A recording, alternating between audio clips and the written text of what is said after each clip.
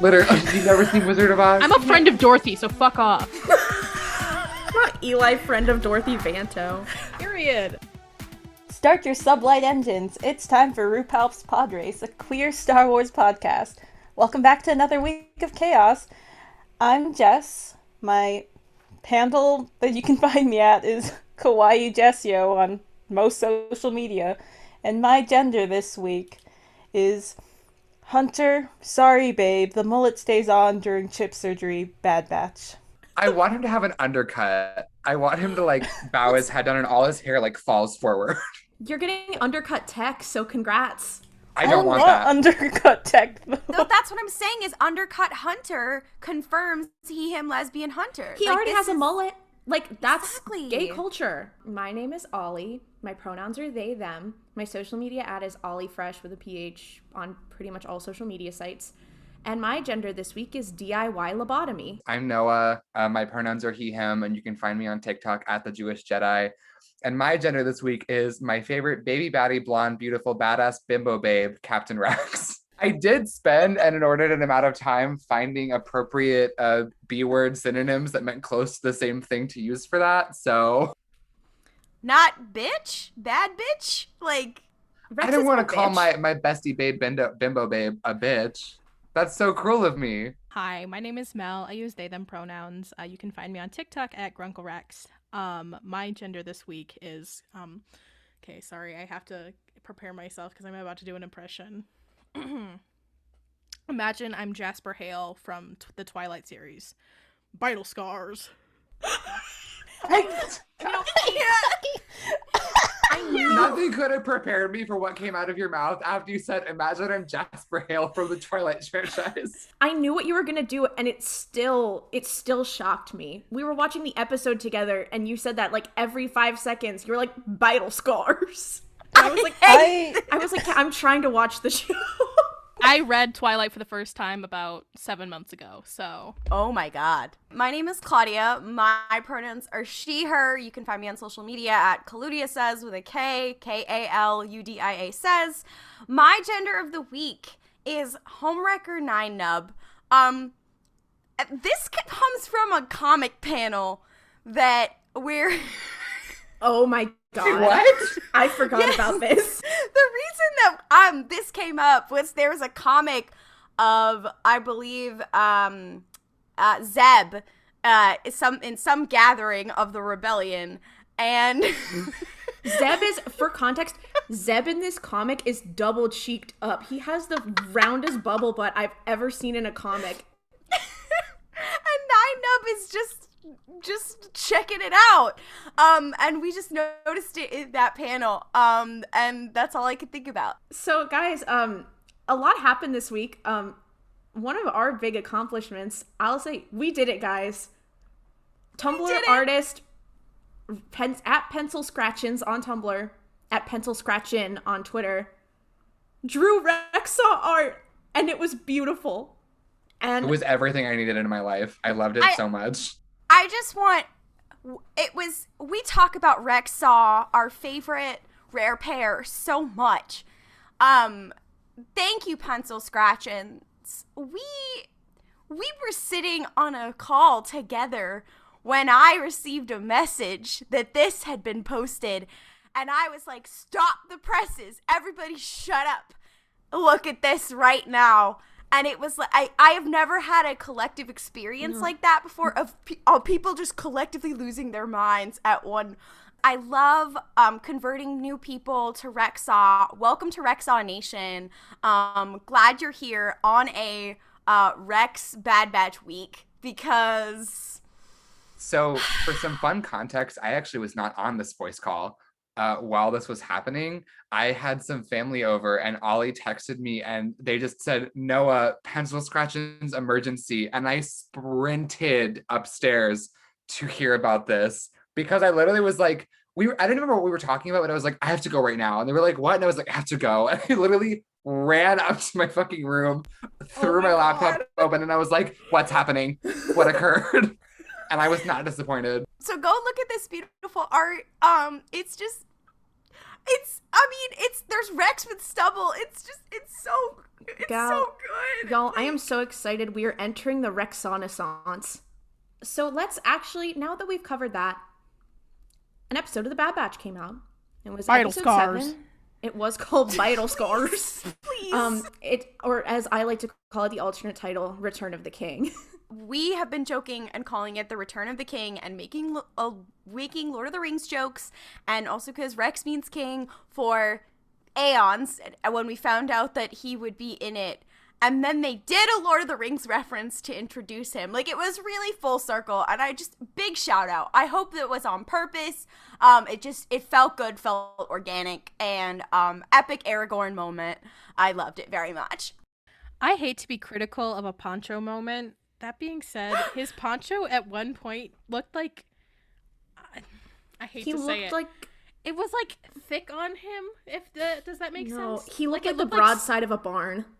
Like, I love Rex, but he looked... How fucking dare you attack him like this? I'm sorry, from the angle when he walks up and takes his hood off, he looks extremely wide. He looks like that Kanye West, like, the puffer jacket moment. That's what he looks like. He looks like that. He also looks like he's, like, a sim wearing, like, custom content. So, like, it's just, like, clipping just a little bit on his shoulder. Give him a break. Like, he's worn this, like, armor and blacks, like, all of his life. He is wearing his under... He's still wearing his armor under the poncho. I was like, girl, no, like, if that poncho falls off, you're fucked. I found that so funny, though, because he was like, I've been laying low. And I was like, I don't know how you've been doing that in your patented 501st gear. Like, with no mask. And you're fucking... You know what? Not anti-mask Rex. No! You know what? I respect his dedication to the aesthetic and to his whole vibe. Like, epic gay people moment. I will say this, though. One of the iconic things about the Poncho Rex moment, he looked really good in this episode. Like, from an animation standpoint, I was like, wow, y'all really, like, threw the budget into every shot of his face, huh? It's As what you he should. deserves. It's what he deserves. I was gonna... Speaking of, so the reveal for Rex, Klaudia mentioned it was kind of like the Aragorn moment where he has his hood up and then looks up. And when I saw Rex's eyes, I was like, that's Rex, I'm gonna freak out. But I did want to say, one of the reasons that he looked up, Jess, do you want to give us a Bolo watch real quick? Yeah, okay. So, Bolo rolled up on Rex and was gonna commit a hate crime against Rex because he was sitting in his seat, and then Rex kicked his ass. He said, stop sitting. There's no sitting allowed in this place if you have a hood on. I actually really like that I could recognize him immediately because he was wearing his pauldrons. And I was like, there he is! There's Rex! There he is! Not I to be recognized him from, like, even just his eyes under his fucking poncho hood. Like, him. I was Not like, to oh, be there's this Rex. person, but Epic being right about predicting things moments, because I very strongly defended, as did most of us, the idea of Rex being the one that was on the phone. So yeah, I'm just saying that as an oracle, I would like, because I don't know, did this episode traumatize me? Yes. Did it still follow the exact trajectory that I had mentally mapped for it, like down to the letter? Also, yes. Please never trust me again. Actually, it was Jess who ended up being the most right. Because Jess who was like, and I was correct about the Order 66 stuff, that it wasn't just Jedi. Although I will say, they stood in a circle around him where they were like, let's all yell Order 66 let's all yell buzzwords at trigger Wrecker. They were like, Order 66. Jedi, Padawan, whatever. I was like, shut Hunter's the like, fuck up. did you guys notice the thing that sent Wrecker off was when Hunter said, yeah, we got the Jedi, but the Padawan got away. And Wrecker was like, I'm gonna kill Kanan Jarrus. The parallels between Wrecker and Omega and Ahsoka and Rex in that moment, like between that line and also all the visual stuff, I was like, I can't do this, bestie. I can't do it. Do we want to kind of go through like chronologically? Because first we have Rex reveal. We have them having drinks together, which was so powerful. Wine Mom Echo had his moment.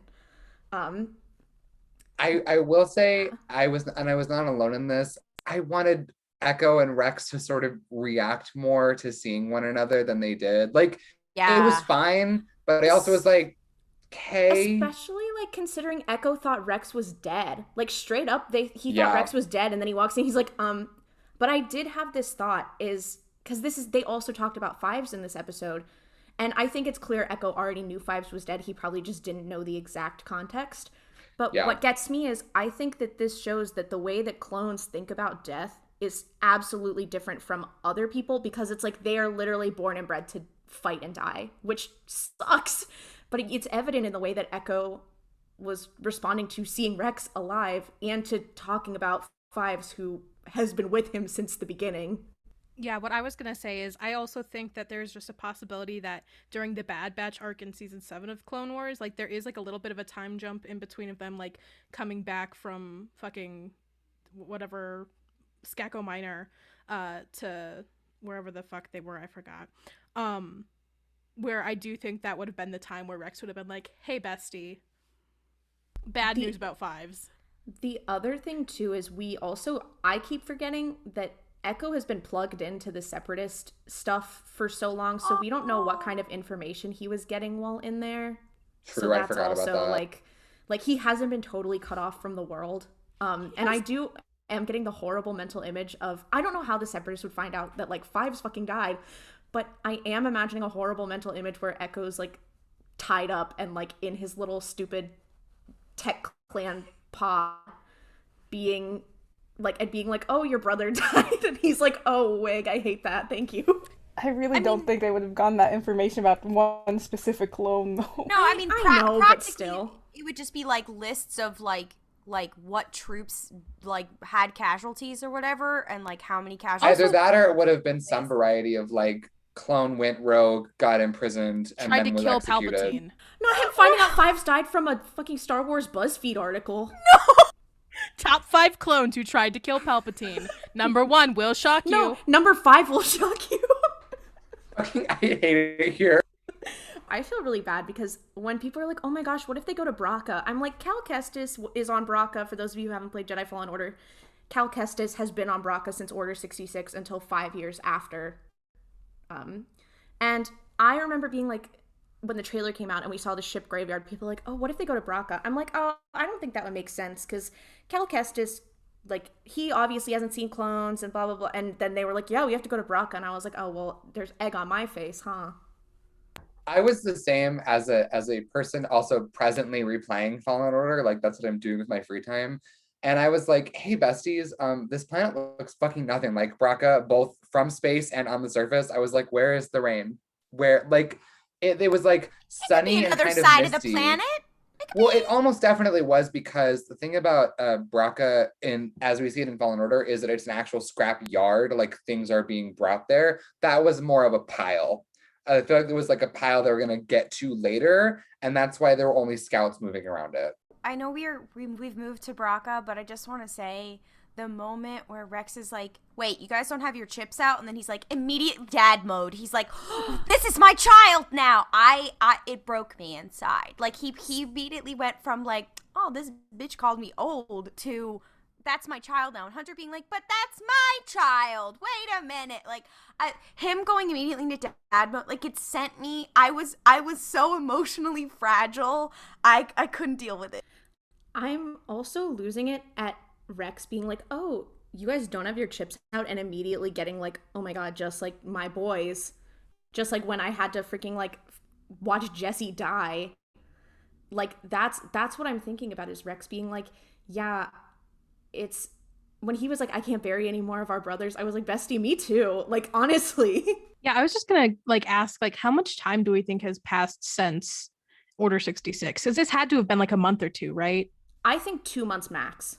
That's what I was thinking as well, because we see Omega's training has somewhat progressed, and it's unhelpful of them to not give us really any indication of how long things have been, but I think we can infer by how long Rex has been working with some variety of an early rebel cell, and also how things in the galaxy are going, that it had to have been at least 2 months.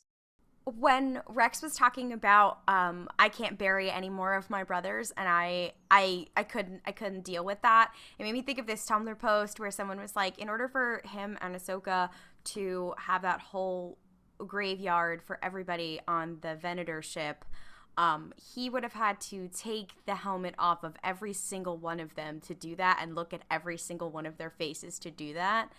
And that's what I thought about again as I watched this. And he also would have had to have what the excavated their bodies.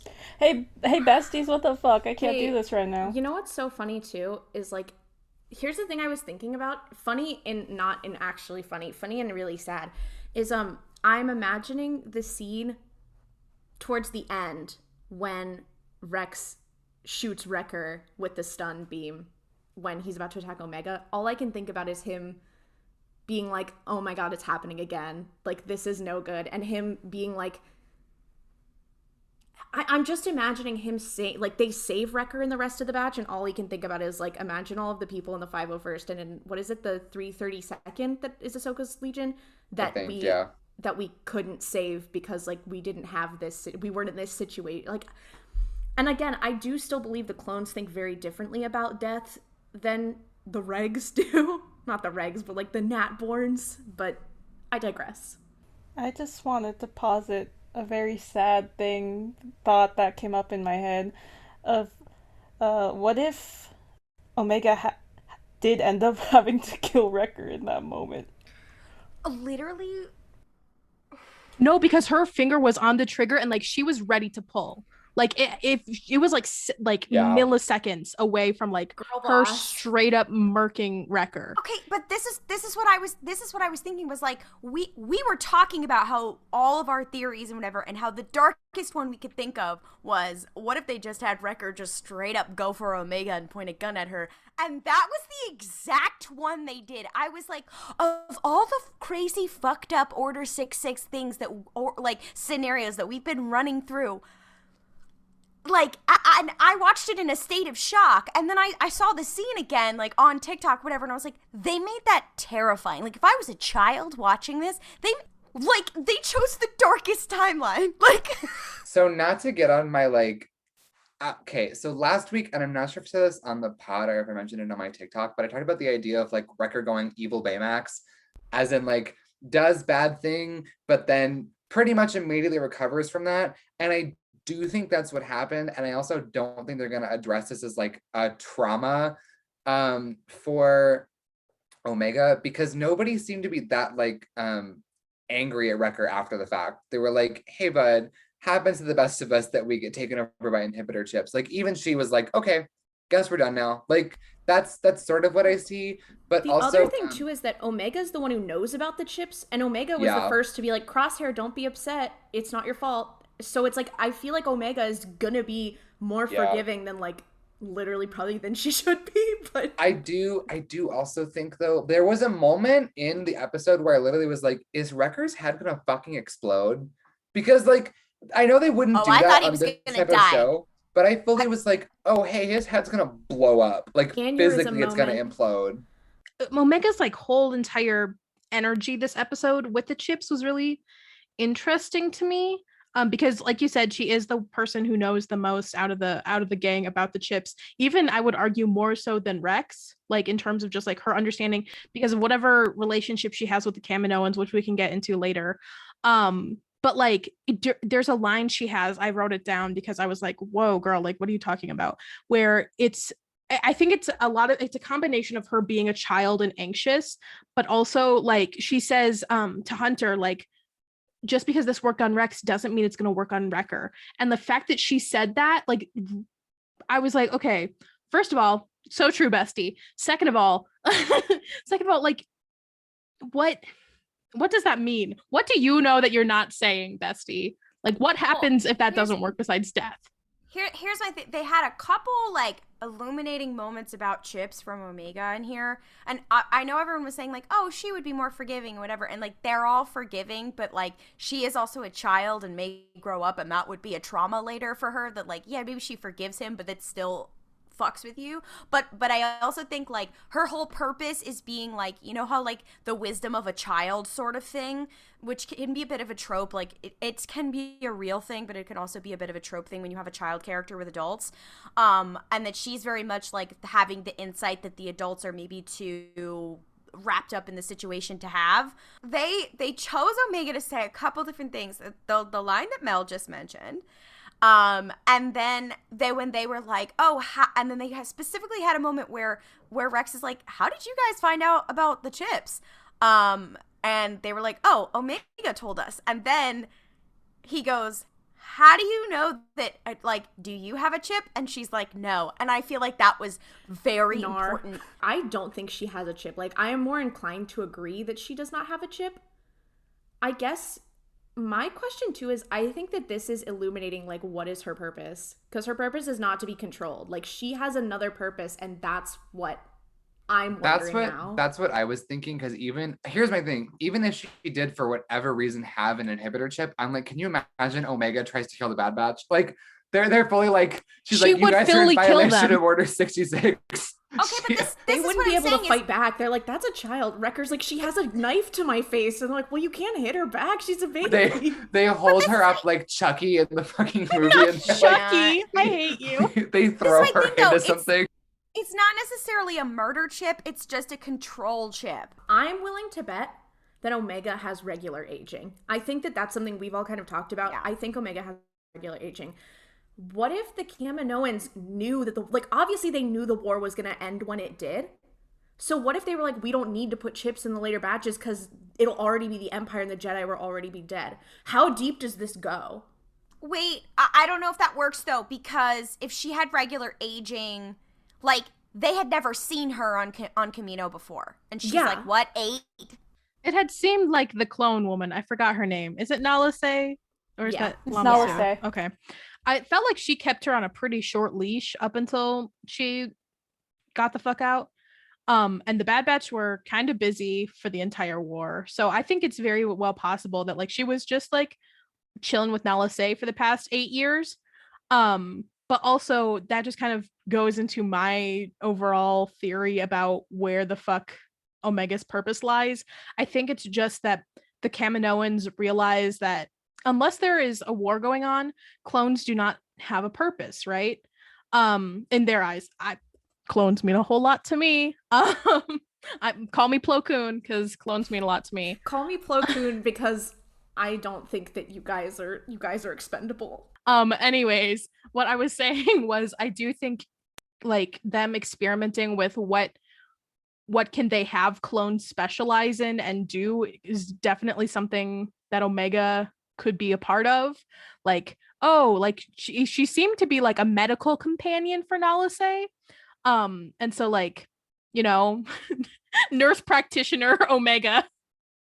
RN Omega. Not RN Omega. Because here's the thing that I think about with Omega's purpose. I feel like we have to consider 3 things. One, the reality is that this property is written after the Clone Wars and it's written after the prequels. So the idea that we haven't seen X character, therefore they weren't there, isn't, in my opinion, like a valid way of understanding their purpose, because there are a lot of characters we haven't seen that were at the same time. 2, Nala Se let Omega go with them, like, and directly intervened to cause that problem. So that's why I'm like, okay, she has, obviously there are grander plans for Omega. And the other thing that I do want to like sort of think about is I don't know if her purpose is as like a chip, but I feel like Mel's idea that Omega's purpose is more as like a trial run of a different way of dealing with cloning, or at least of keeping it relevant, is where that would lie. Because the entire plot with Nala Se and the Kaminoans when they were in the show, which, okay, where are they now? We don't know. But when they were there, was trying to keep the cloning facilities open, running, and useful. So I think that she might just be like a first trial of that process. So when Mel posited this theory, it was because I went down a rabbit hole of since they announced Omega as a character, people noticed that they were like, okay, well, Omega is the last letter in the Greek alphabet, and does that mean that she's the last clone or whatever? And I went down a rabbit hole of like, what does the letter Omega and the name Omega mean in all kinds of different disciplines and whatever? And this might be too deep or whatever, but I kind of got to a certain point, and then we were talking about Mel's theory, and basically in a lot of different disciplines, in a lot of different things, Omega can mean like either like some form of stability or like your starting point or null or that kind of thing. And so it goes with Mel's idea of like in a time of peace, what like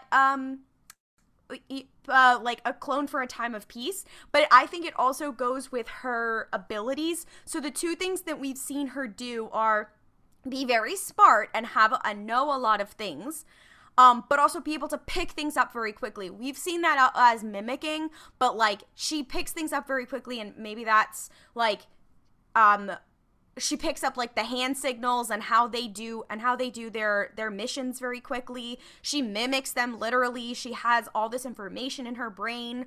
Like clearly these are all things to make her very smart and very useful in some sort of way that's maybe not necessarily in a warmongering sort of way. But that's just what I was thinking. Yeah, if you go down the rabbit hole of what Omega means, on Wikipedia, I did go down a galaxy brain sort of thing, but I just think it's neat. I think also the idea they did mention when they did like confirm like Rex was from the first batch. And it would be very cool if like the first clone meeting the last one, and also epic first and last blonde clone moment. I honestly, when Omega looked at Rex and was like, "I can tell you're old by the lines on your forehead," I was like, "Excuse me, Hunter's your dad. Have you seen Hunter? And you're gonna say Rex looks old? I'm sorry, I love Hunter. Literally. I think Hunter's beautiful, but he has some eye bags and he has a headband on. I know is covering up some forehead lines. That man looks haggard. Okay, like, and Rex looks looks very weathered. smooth. Like he's okay. Also, I'm so sorry. I'm now talking about clone Skinner aging. team. This is so the clones age 2 times as fast as humans, right? At this point, Rex could not be older than maybe 14 at the oldest. He'd be 28 at the oldest. He's like probably 26-ish. And Omega's like, wow, you wrinkly bitch. Like, I'm 23 and I don't have forehead wrinkles yet. I'm not saying that if you're 23 and you do have that, you're bad or whatever. But I'm just saying the idea that Rex has been so aged by this war that he's 26 and he already is like decrepit. It's Zoomer on millennial violence. Stop! Absolutely. Well, you've seen like other characters like Tarkin and like Yularen and even Obi-Wan. They fucking Proximity aged to like Anakin. Yeah, proximity to Anakin. Except for Ahsoka. Ahsoka got out on time. But like Hunter didn't even know Anakin, and he looks haggard. Well, he met Anakin that once. It's not that you. If you meet it's not like, oh, every haggard person knows Anakin, but it's that everyone who knows Anakin is haggard. So true, bestie. Sorry to derail the Hunter looking old as fuck talk. I was the derailer. I'm so sorry. But to just circle back to Claudia's talking about Omega, as like the start of something new. I think that a lot of the new Star Wars content we're going to be seeing is going to be creating that connective tissue between the originals and prequels to the sequels. So this is where I would like to bring out my big book of Project Harvester, which is kind of what brings together, like, that's what Grogu is a part of. That is what the whole Palpatine clone bullshit is a part of. And I think that Omega could be the beginning of that project. The Rey Palpatine being stored not in the Grogu blood, but in the Omega has always been what I've been saying from the jump. Like, and Dave has always been on that since what's the arc in the Clone Wars when they first introduced Palpatine testing on children? Huh? Do you mean the Cad Bane one? Yeah, yes. where they kidnap the kids. Oh, yes, it starts there. It starts there, and like it's been since then. And I agree. It's all coming together. It's all coming together. I've connected the dots. You didn't connect shit. I've connected them. That's how I feel watching this show. Here's the other thing. This was before chip removal surgery. Wrecker's had so much bodily harm done to him. And I do want to take a moment to say, when they were crossing that rope and all of them went before Wrecker, who is the heaviest member of the Bad Batch, and then he almost got eaten by that monster. Like, first of all, big monsters like that see a Jango Fett clone and go, But also, like, why would they make Wrecker go last? Why wouldn't they be like, okay, you go first, and then, like, the lighter members will go? Hunter, I love you so much, but your leadership style really is lacking something. The other thing that was funny to me about that scene that was like sending me was he was like, hey, I'm kind of afraid to do this. And they were like, you're stupid. And I was like, hey, he's larger than all of you put together. I would also be worried to cross a tiny, tiny rope across a ravine over water. I think it's because they're just rude to Wrecker, and we're like, well, if you go first, what if you break the rope? Then how are we supposed to get across? So we're gonna go across first. Sorry, Wrecker. That's so Okay, rude. did we see who went first? Because I do like the idea of them throwing Omega across. No, Or Omega no, went no, last. Omega went last. I think believe it was Rex. I think it was Rex and Omega. Rex said bye, bitches. I don't want to I'm not kidding. With I this. did actually think that they were going to be like, okay, Wrecker, now throw Omega over and we'll catch her. Honestly, Rex being like, fuck you guys, I'm going first is very gay, and I appreciate that for him. Wait, if we're talking about the Dianoga, I just want to say the Dianoga, which is the monster that tried to murder Wrecker. The Dianoga, if you guys don't know, epic and New Hope reference, because it is the same tentacled trash monster that we see in A New Hope. It is also our second canonically queer character that we have seen in the Bad Batch, other than Tarkin. Happy Pride. Happy Pride. Fun fact, the Dianoga as a species are canonically intersex and gender fluid. They can choose whatever gender they want to be. Fun fact, go look it up. Also, another thing canonized by the From a Certain Point of View stories. Just go read it. It's great. Happy Pride to the unnamed Dianoga that tried to eat Wrecker on the planet Braca. Happy Pride. I love that this has become like Star Wars National Geographic. We got a fascist and we have a trash monster. We did it. The Honestly, LGBT. that's Those are their the Two same genders, fascist and trash monster. The Which one T does it in say on your birth LGBT certificate, stands for guys? trash monster. This just goes to show Wrecker's actually smart, because Wrecker was like, I don't want to go last. I have a healthy fear of heights. And he was right to be afraid. But I do also want to say, people are like, oh, Wrecker's dumb. He doesn't have any brain cells. I'm like, you know how many brain cells he was probably using to not act on the chip? Wrecker, he's not like academically smart, but my man is a smart king, and I stand by that. Street smarts. I just want to Period. say, too, like, he probably was super smart, but, like, with all the, like, head trauma stuff that he had to deal with, even, like, before, like, the chip activation and the Bad Batch series, he probably, like, lost all those brain cells from that. Wrecker played football in high school. Wrecker played football in high school, and now he has head trauma. Hunter, take your boy to the doctor challenge. He's emotional. He has emotional intelligence. Obviously. When he and Omega went to go get their little popcorn, I'm like, and we've seen this too before, Wrecker is the one who's like, when the conversation gets too serious, he's always the one who's like, hey, there's a kid here now. We need to be more mindful. Wrecker, like, this is what gets me when people are like, oh, Wrecker's the dumb one. I'm like, Wrecker's actually very smart, but in a different way from the rest of the batch. And I cannot express how much I love characters that are like, oh, they're the muscle, but they're also smart, as evidenced by my love of one, Gara Zebarelios. Anyway. I also, not to be like gay on main or whatever, but when he wakes up and like pats Omega on the head, I was like, oh, okay, so this is what love is. Gotcha. Making sure. Like, that moment was everything to me. I loved every minute of that. Can we talk about the fact that Wrecker hugged Rex, but he still has not fucking hugged Omega? The fuck? Wrecker did Yes. carry Omega and Yeah. give her that Carried little her. hug when He's carried her, but we have yet to see a true hug of Omega hugging any of the batch, which fact- feels and homophobic. the And fact we that know when as soon as they have a real hug, somebody's dying. Yeah, I was gonna say, like, they're saving it for us to be emotionally destroyed. the fact too that when Wrecker saw Rex, he ran up and just gave him the biggest little hug. And when Echo saw Rex, he was like, Rex?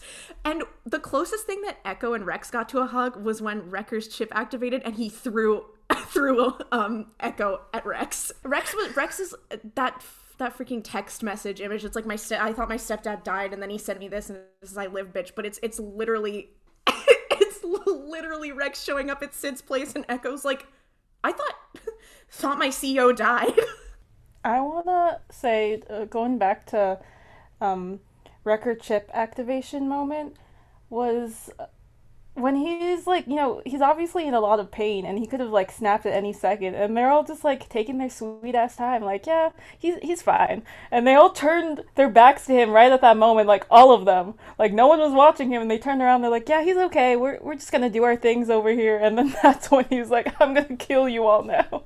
They said, "Stop bullying fully me." were standing there with their backs turned, being like, Padawan, Jedi, Order 66, clones, orders, traitors. And I'm like, no offense, but are you guys fucking dumb? Like, I want to think that Tech on his like fruity little iPad had like a list of buzzwords for Order 66. He was They're like, playing Taboo. hey guys, he's like, hey guys, could you say these words as fast as possible, like consecutively? And they're like, we got you, buddy. Tech's fruity little iPad is my new gender. Something that gets me to it that I just realized is I was like, oh, is Hunter gonna get his haircut? And first of all, he didn't. But I'm like, is Hunter gonna get his Skrillex haircut? And then I was like, no, Tech got a Skrillex. Tech got an undercut, and I'm kind of worried because a lot of the time with male pattern baldness, like if you're balding and you shave your hair, it won't grow back. And I'm kind of worried that Tech's hair is not going to grow. Tech is going to have a single cube of hair in the front of his head by the end of the show. Hunter's like, you did that to yourself, buddy. I don't know what to tell you. When is Tech going to just fully say, shave it, be done? Honestly, he'd look like someone's manager. Like, he'd look like he works at the Genius Bar. No. Tech would wear a collared shirt with short sleeves and a tie clip and a pocket calculator. A polo. He would. Tech with a polo, but the logo is the Bad Batch skull instead. It's instead of like the polo logo. Do we want to talk about the epic potential moment that we had where Rex was like, goodbye, do you want to join the rebellion? And then Hunter was like, I really have to not do that right now. And then he was like, okay, well, I'm on the phone. Who do we think he was talking to? Because I know who I think he was talking to, but let's get our I'm gonna push this right now. I don't think it was Bale. I'm gonna say that right now. I want it to be Bale. Okay, but in my brain I was like, ooh, Bail Organa, because he was talking about loyalty to the Republic, and the only other than other clones, and he would have said our brothers or clones or whatever, and he didn't. Like any other than a Jedi, who would that be? Obviously Padme's dead, and that would be people like Bail and Mon Mothma. Spoiler alert. So that's why I was like, ooh, Bail Organa. Imagine watching The Bad Batch having not watched any other Star Wars. This is your first piece of Star Wars media. I mean, for some people it is. So, and for you, I think you're an icon. Genuinely. Yeah, actually, an icon. Imagine listening to this podcast and not having watched Star Wars. You don't know who Thrawn is? I'm so sorry, bestie. So I do love the idea of like Rex with baby Leia. I think that's very, very powerful. However, the thing we have to consider is the age of the rebel cell that he's working with is super in its infancy still. Like, we don't know for sure how far along we are, but as far as we're aware, this isn't super developed yet. And also, as we talked about last week, the idea of Bail working with a clone in any visible capacity is not only not likely, but it also would cause problems for the rebellion in its infancy. Well, to be fair, it's underground. I mean, when they start, and in the deleted Revenge of the Sith scene, whatever, they're like, yeah, we need to start doing shit underground. And the first thing they would look for is, okay, are there any clones who it didn't activate, or they got their chips taken out, or whatever, or if they knew somebody, whatever, like that would be. I feel like that would be the last interaction Bail had with the clones was watching them murder one of his friends. I don't think a single person not just in the murdering galaxy... one of his friends, murdering a child.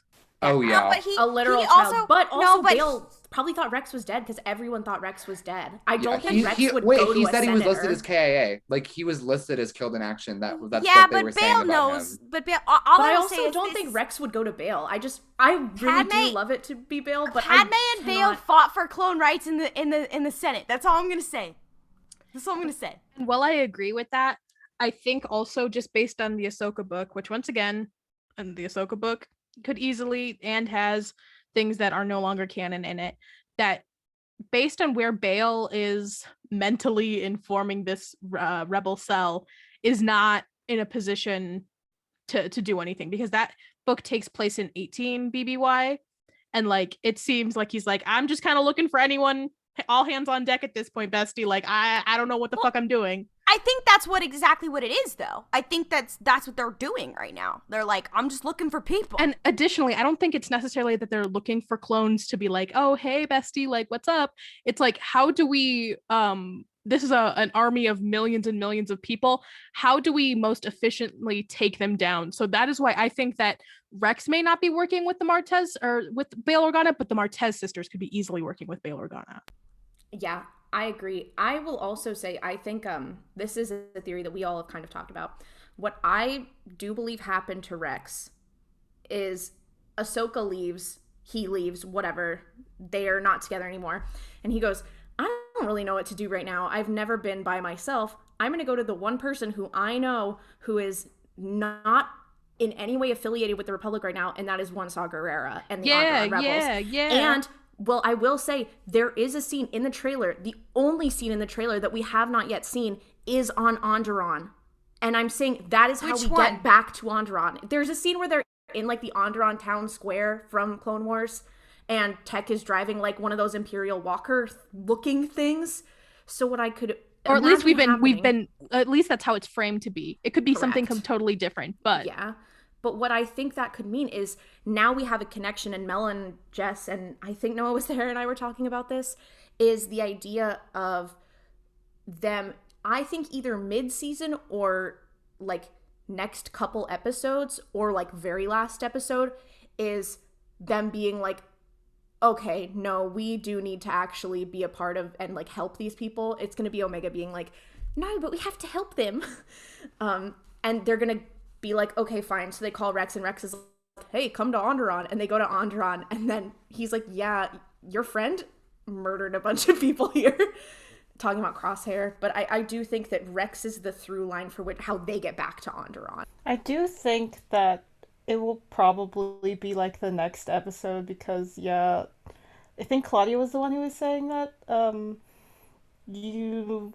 With trailers and things, they don't usually use like the later episodes and things for that. Mainly because they're probably not done. Yeah. They're also like the show also goes like really fast, because I expected after Wrecker head trauma that we got last week, I thought there was going to be a filler episode, and then they were like, no, we're getting straight down to brass tacks, which I can appreciate. I will also say this about the idea of like Rex being the through line. I don't know if that's going to happen like next episode, or at least it would happen, I think, at the end, because so often characters that are apathetic towards injustice are moved by seeing greater acts of it. Especially with like Omega being the emotional centerpiece. I agree with Ollie. Like, I feel like they're gonna go somewhere, possibly Onderon, possibly not, and some shit's gonna go down, and she's gonna be like, hey, so why aren't we doing anything about that? But also the plot device they have to deal with first is like they owe money to Sid. Like they're on her tab. So they have to deal with that first. And I feel like while doing that, they might be like, hey, quick question, what the fuck are we doing? And then they end up going back through the rebellion. Well, and he did say, so, and Rex was like, you know, whenever you figure it out, I'm a call away. So I feel like that's not a next episode thing. That's like a couple episodes down the line sort of thing. That's exactly what I was thinking. Yeah. I do love how that is where it does come in of him being like, where he's like, so what do you want to do with your life, buddy? And he's like, I don't know, I'm just being a young dad right now. And he's like, well, have fun with your gap year, but we're trying to do a rebellion here. So the Bad Batch is rebel shaming Hunter. Well, no, he's dad shaming Hunter. He's dad shaming him. He's mom shaming him, but he's also, it's Hunter and the entire Bad Batch's gap year. The problem is that we are forgetting that at the end of this episode, the Scrapping Guild on Braca did say, hey, can we call the Empire right now? There's some random ass clone on our ship. So I do think next episode, this is my dream, and then this is the reality. My dream is that Fennec Shand overhears this, and they send Crosshair, and Fennec Shand and Crosshair have it out. What I think is more realistic is just seeing Crosshair. That being said, I just want Fennec and them to team up. Fennec and oh my god, what if Fennec and Crosshair team up?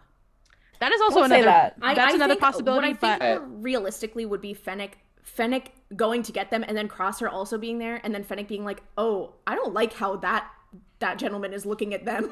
I would like to say that the agenda that I would absolutely push there is Fennec and Crosshair both get there at the same time, and she's like, so no, this bounty's actually mine, and then they sharpshooter it out, and like that's what ends up happening to the two of them. That'd be amazing. Well, and also, like, if the Empire gets them themselves, then she doesn't get her money. So exactly. Also followed by, we know she does not like cops, and what is Crosshair but an Imperial cop at the moment? I was gonna say, like, A-Cap, but it's all Crosshairs are bad. I hate you. I was gonna say, that canonically, didn't Fennec, like, kill a bunch of, like, Imperials and ISB officers, so she's not, like, teaming up with Crosshair, I don't think. We also don't know that she was hired by the Empire. I think that the more we see, the more likely it is that she was hired by someone who is against the Empire and not only like wait. I don't think she was hired by the Kaminoans, because I did think that at first, but the more we get into it, the more I'm like, I don't actually think that's the case. I'm really starting to think Crimson Dawn. Wait, Jess, are you referencing her line from The Mandalorian, how she's been wanted for some time? That was also Din's line. There's they mention it in both season 1 and like season 2 when like they first meet Fennec in season 1 and then season 2 that's what I'm saying. Maybe this is how she becomes wanted, because at first she's like doing bounties or whatever for the Empire, whatever, and then she helps the Bad Batch, whatever, and she kills some fucking Imperials, and that's how she gets on their radar.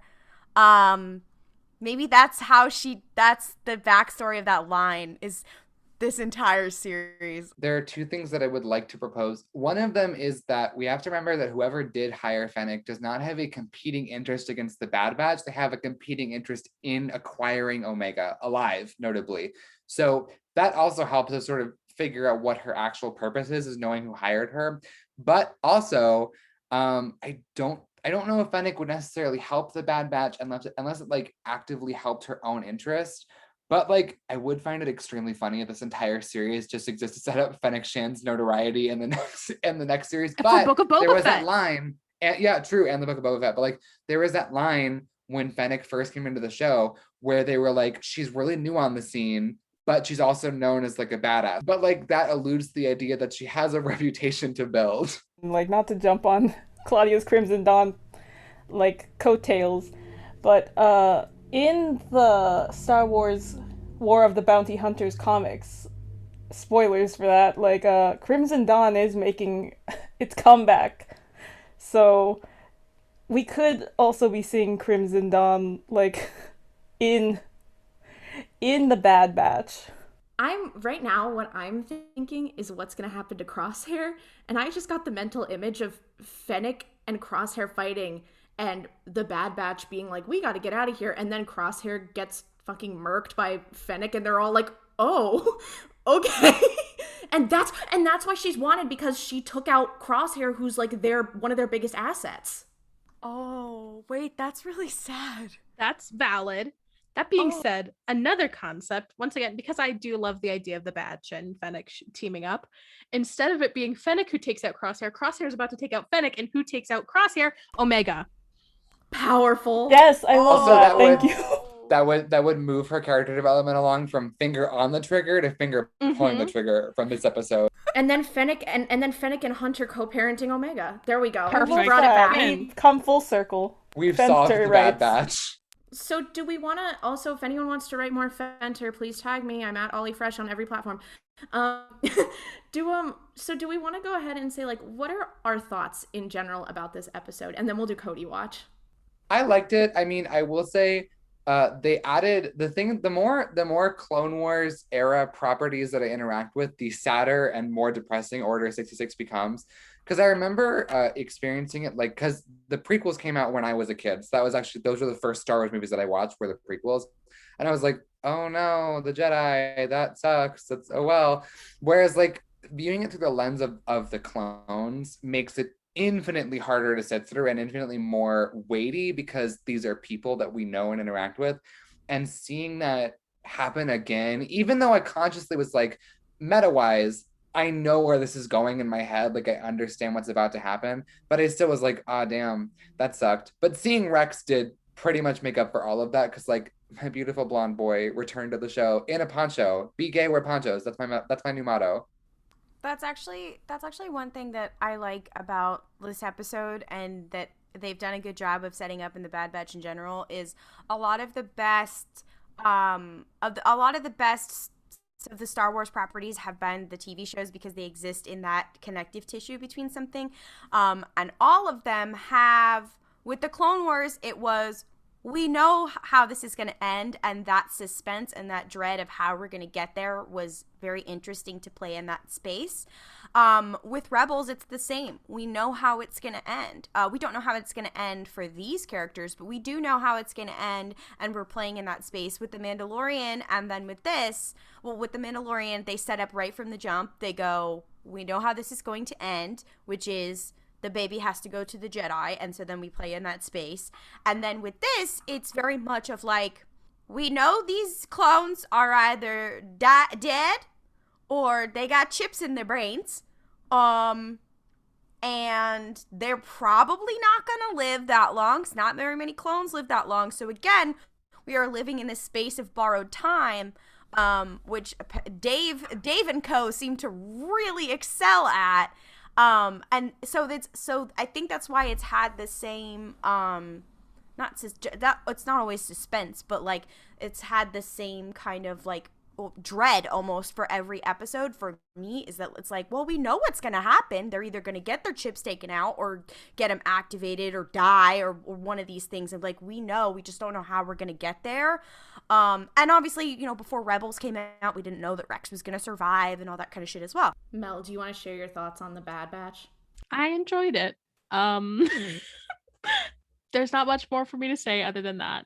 I enjoyed it. I'm happy that we saw Rex. And I know that shit's about to hit the fan. For this episode, yeah, I guess I enjoyed it. I liked seeing representation for myself as the trash monster. There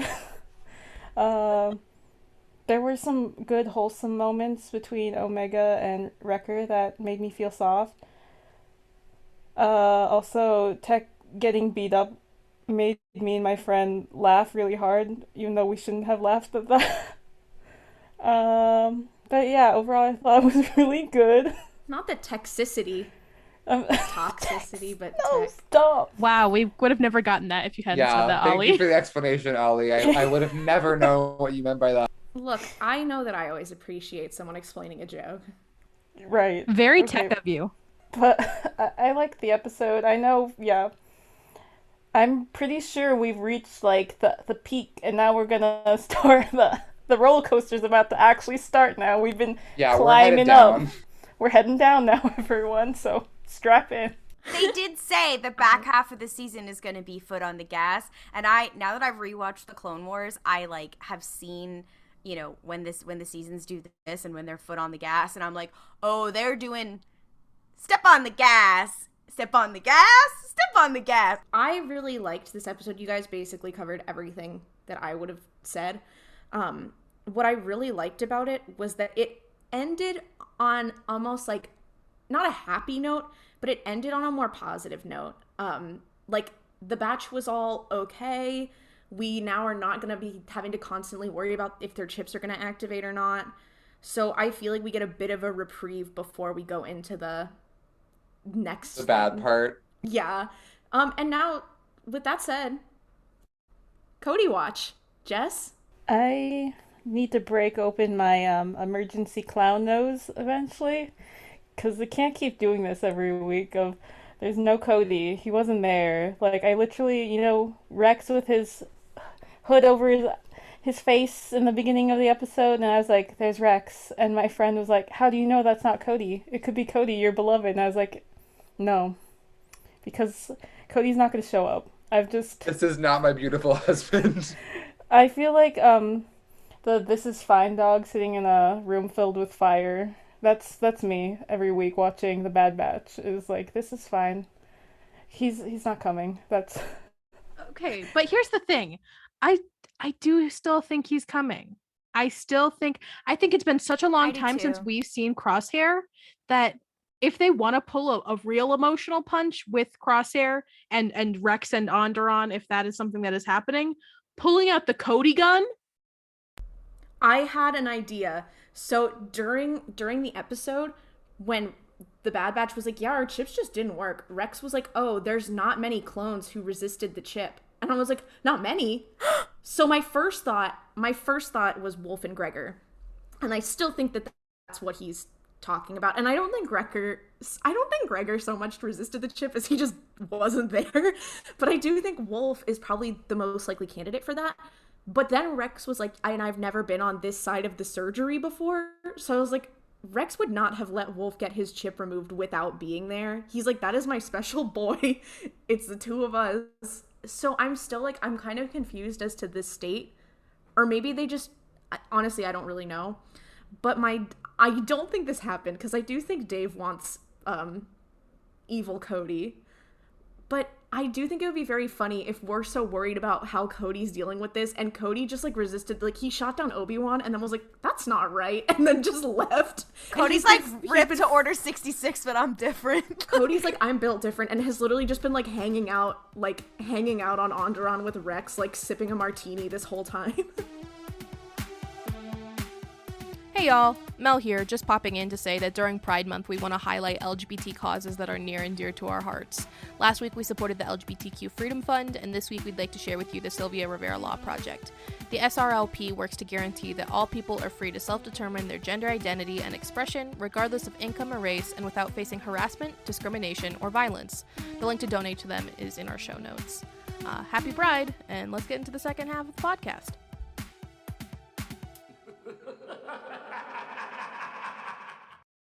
You can do it.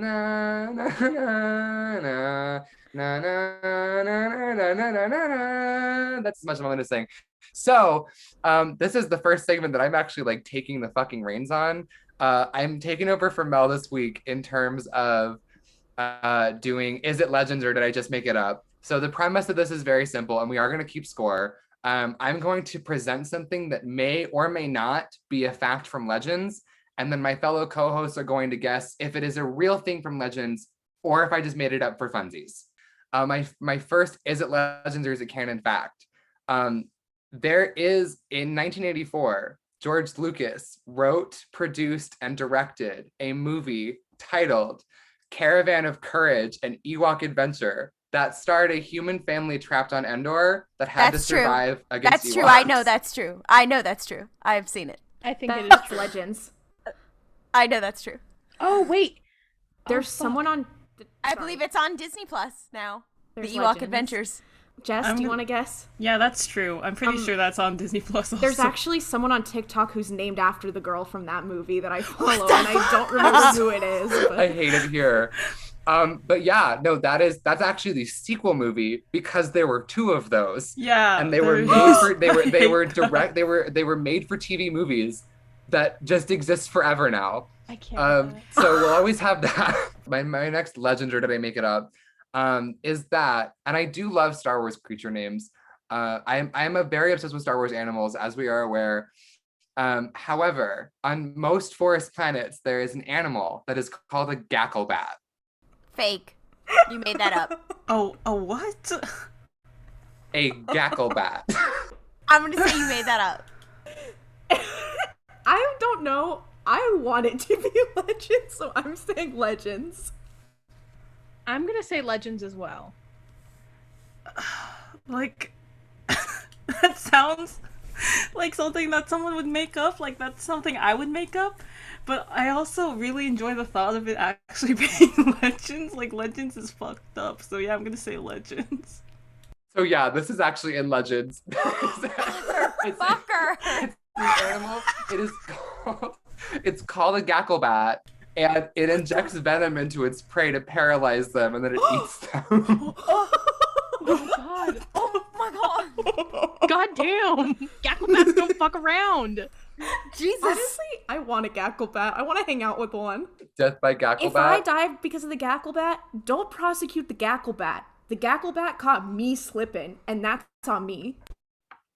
I can't deal with this. Okay. Here's my next one.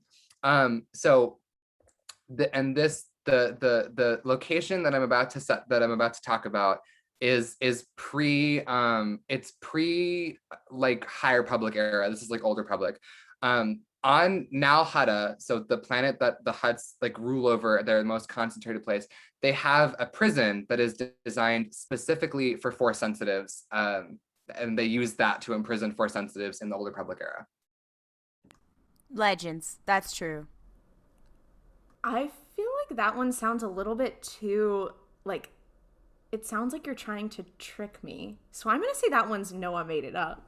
I'm also going to say it's Noah made it up because for similar reasons. Also, I'm not trying to Hannibal you right now, but it just, the way in which you said it leads me to believe that is. What in the Thrawn hell? Okay, Thrawn. Don't fucking Thrawn me, Mel. It's me. Using Thrawn as a verb now, actually. Period.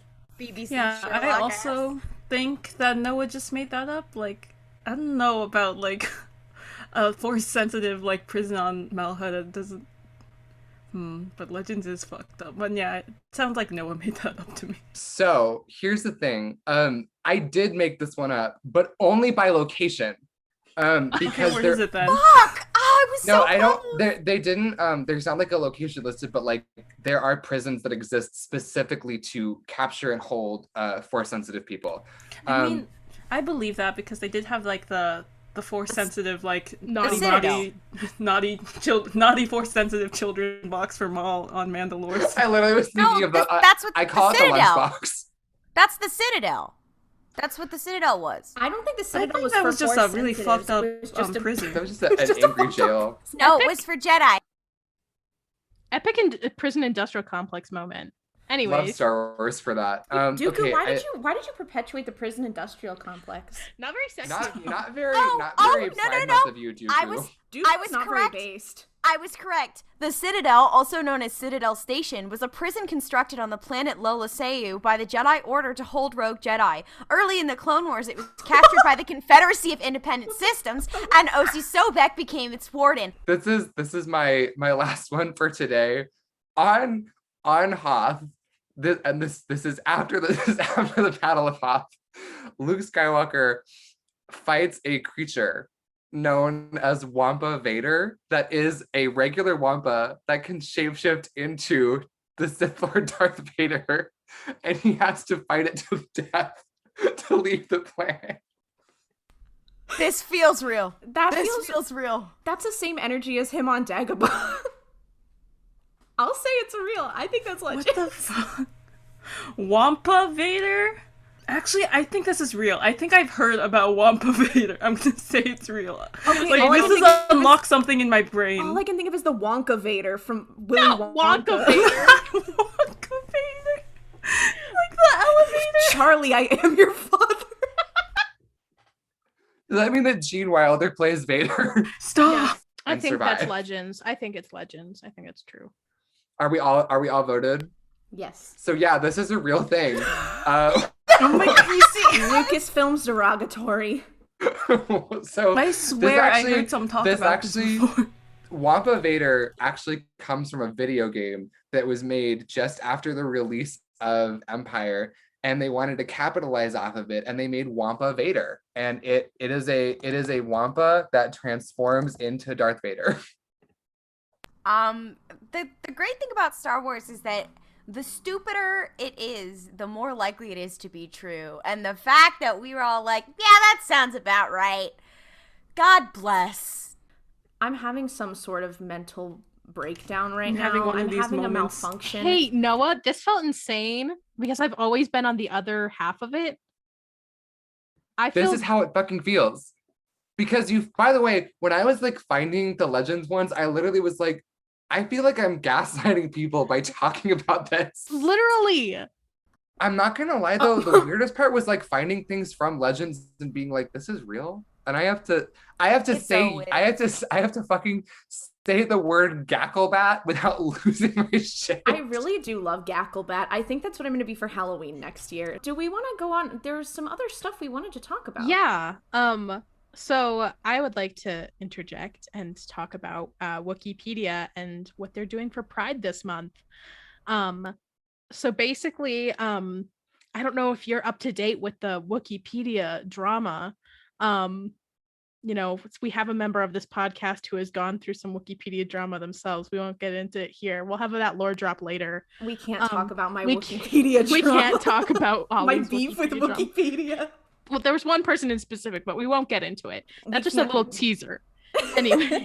Anyways, so basically, there's some things on Wikipedia. Wikipedia is not a perfect place, obviously. It's the Star Wars fandom.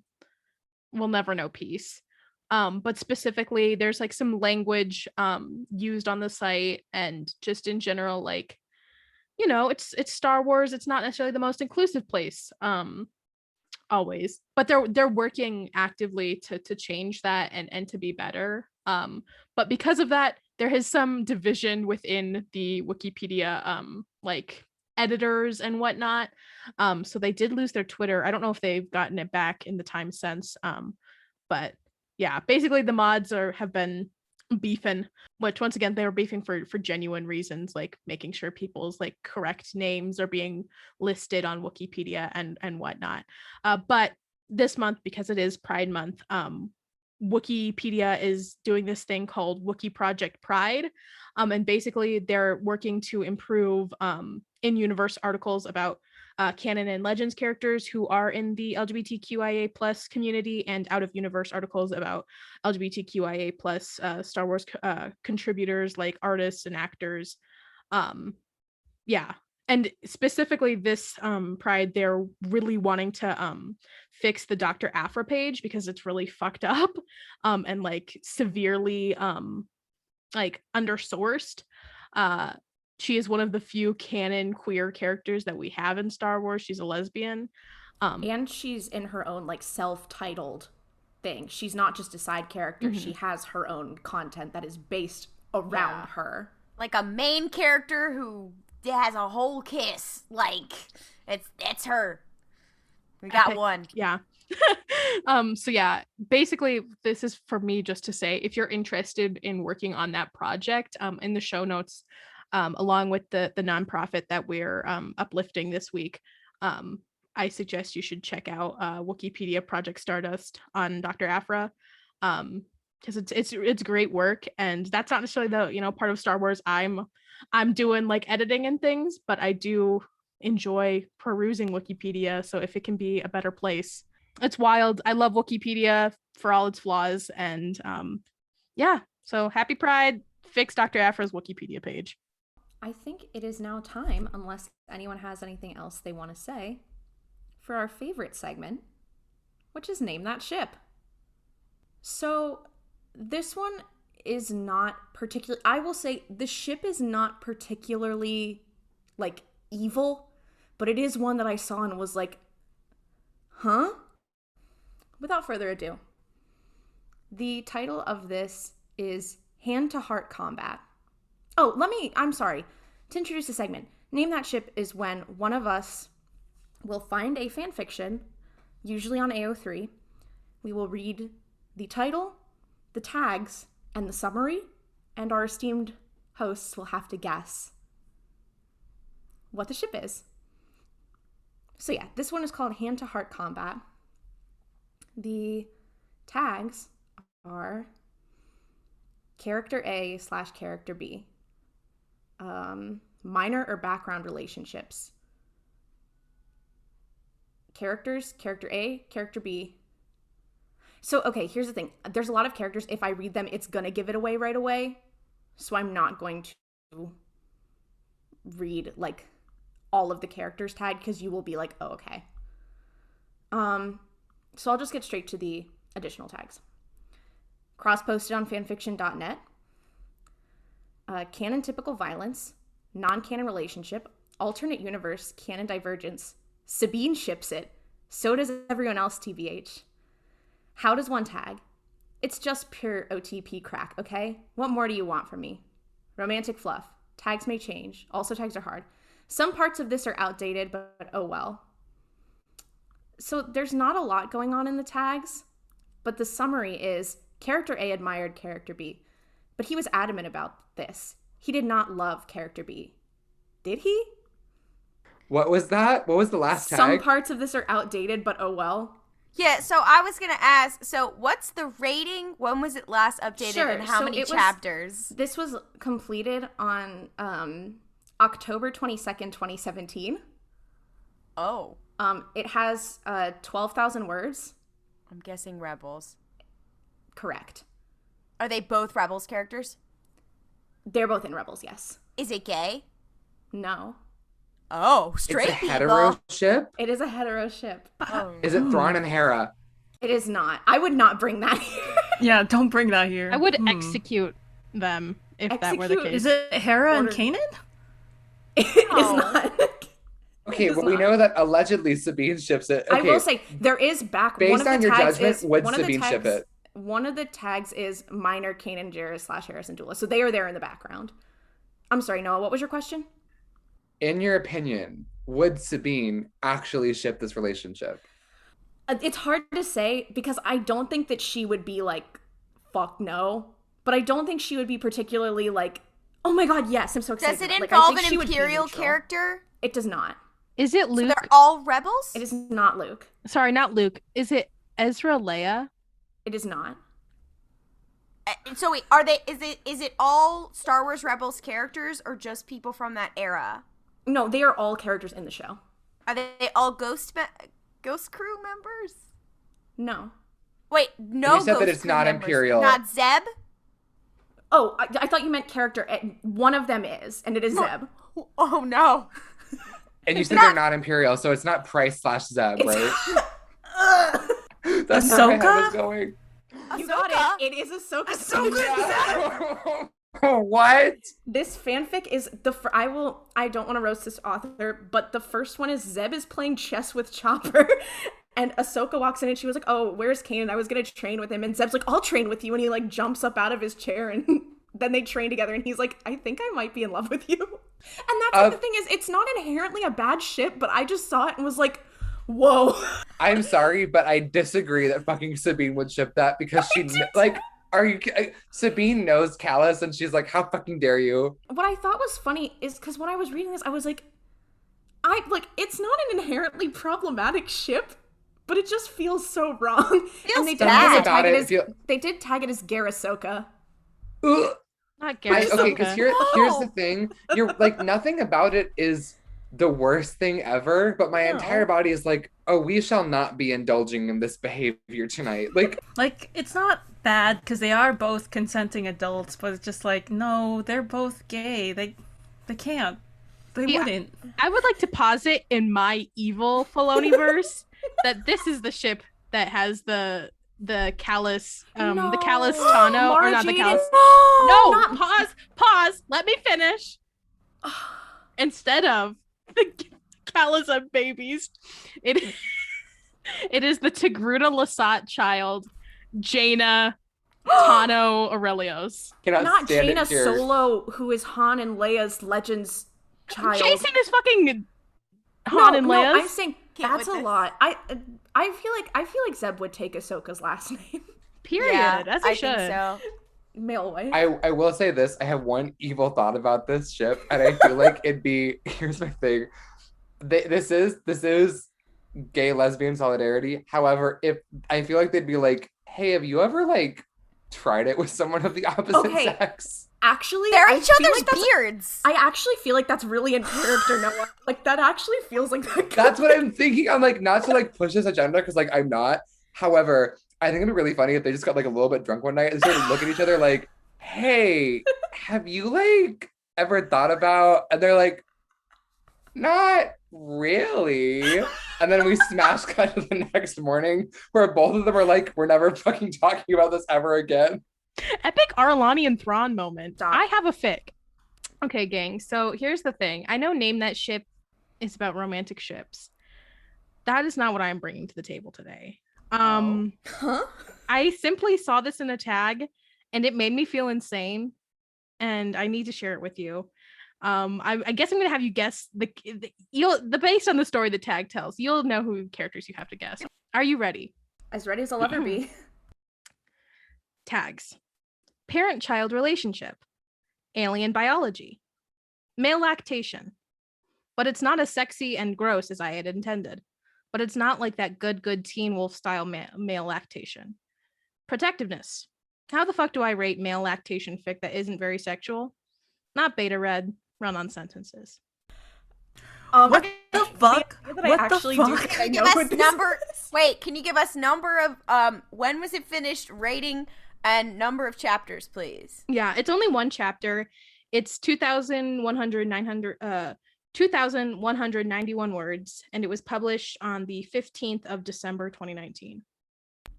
Oh, okay. Can you give us an era?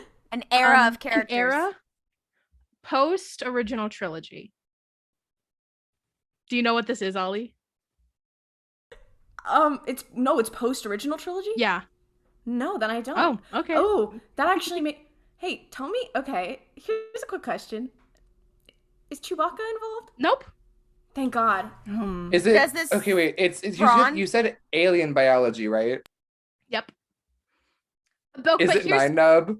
No, it is not Nine Nub. It is not Nine Nub. Lactating Nine Nub. Did Kit Fisto? It is not Kit Fisto. It's post original trilogy. Yeah. Does it involve Thrawn? No, not even a little bit. Grogu? Yes. No, What? Susie.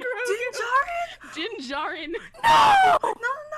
Wait, can I read you the summary, guys? Is this a Din Djarin breastfeeding? Yes, thing? yes it is. And can I read you the summary? I'm going to Everyone, for my trans king. Hey everyone, can I read the summary real quick? I'm going to walk into the ocean, but yes. He looked down at the scant ration bars in his stores and thought, I can't feed us both, only to hear some sudden hidden and nearly forgotten part of himself insist, yes, you can. Hey, what the fuck? I feel like I feel fucking insane right now. What is this? I don't like Star Wars anymore. that felt like getting hit in the head with a bat. Okay, like it is cursed, but I just think it's like I just really appreciate it for what it is. Like this season three of the Mandalorian is 8 uncut hours of Din Djarin breastfeeding. Oh my god, Mel. Dave Filoni, eat your heart out. Mel, what? You've unlocked something in the back of my brain, and I distinctly remember seeing that fanfic back in 2019 when I was scrolling through fanfic, and I was like, what the hell is this? That really just unlocked like a memory that I had locked away deep in the pits of my soul. I feel insane. How many likes does it have, bestie? Okay, let's just go through this. Can you tell us some comments? Comments 52. Kudos 368. Bookmarks 59. Holy shit. We only need 10 more to get to the funny number. Stop. Hits 3,341. Holy shit. That fic Not has, the fucking Din Djarin breastfeeding fic. Oh my fic god. has more hits than every episode of our podcast so far. Outclassed by the Din Djarin breastfeeding fic. I guess we gotta cater to the people's wants. I don't know. Shut up. Ollie, instead of reading Rough Day, 1,000 followers, can you read this? Hey, I was just about to say, literally, Noah, the next words out of my mouth were going to be, don't try to make me read this on live. Honestly, I'm thinking about Rough Day, and I'm thinking about and I don't know which one would be worse. I'm going to say whichever doesn't get us permabanned from TikTok. Oh, actually, I think both would get us banned from You're going to have to heavily censor yourself. Hey besties, I was reading through the comments and apparently it's not that bad. This is also part 1 of a series. How is it not that bad? Wait, what's the series called and what else is in the series? I'm not telling you guys the series name or the title of this fic because I feel like people are gonna fucking come for this person. No. And the more I'm reading it, the more I'm like, this is valid. Like I'm like, okay, what is the trans experience if not? No. Occasionally I was gonna say, thinking about this.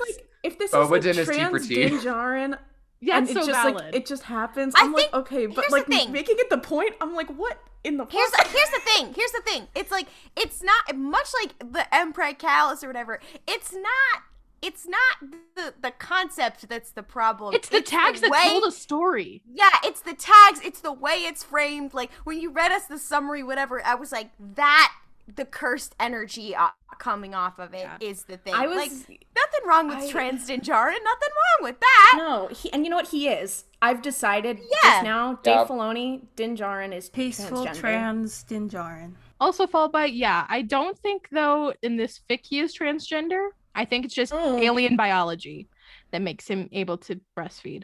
Which I'm like, okay. Could have just made him trans, but So, thank you so much for joining us this week for Ru Palp's Pod Race. Episodes usually drop Sundays. For updates, Star Wars news, and more curse shit, follow us on social media at RuPaul's Podrace on Twitter, Instagram, and TikTok. There's a lot of news about Book of Boba Fett, the Obi-Wan show, and more. We talk about all of it on our social media, so check that out. Also, thank you to I'm Just Sleepy 1246533 for leaving a review. If you enjoy our show, consider leaving us a review on Apple Podcasts. It helps us a lot. We'll see you next week for another episode. May the Force be with you. And don't kriff it up. Waka waka. Don't ASMR it. I will kill you.